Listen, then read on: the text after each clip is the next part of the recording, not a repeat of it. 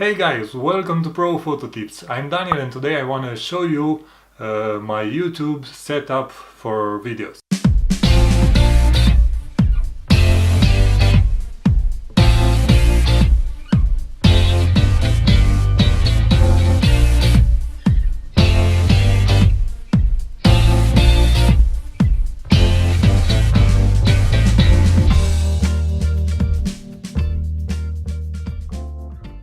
So first of all, my main camera for filming the videos, it's a Canon 80D which I'm filming with right now, and I use also a Nikon D3200, but mostly since I got the 80D I'm using it 98% of the time. Now the second thing, for video I have a few lenses which I really love to use them.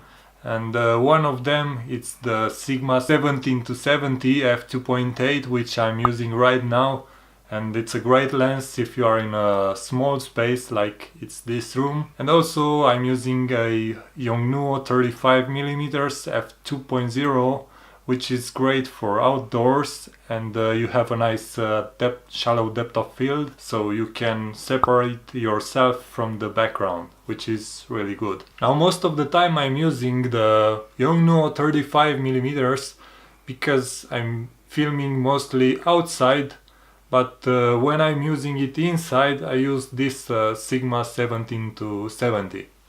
Now the next thing, for quality content on YouTube, you have to have a good sound, because the image quality doesn't really matter if you have an awful sound.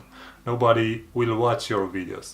So for that I'm using a shotgun mic, which is a Rode Video Go mic. I find it really good and it's very reliable. To edit my videos I'm using the Adobe Premiere Pro, which is a really great software, and it allows you to do everything from color correction to exporting directly to YouTube.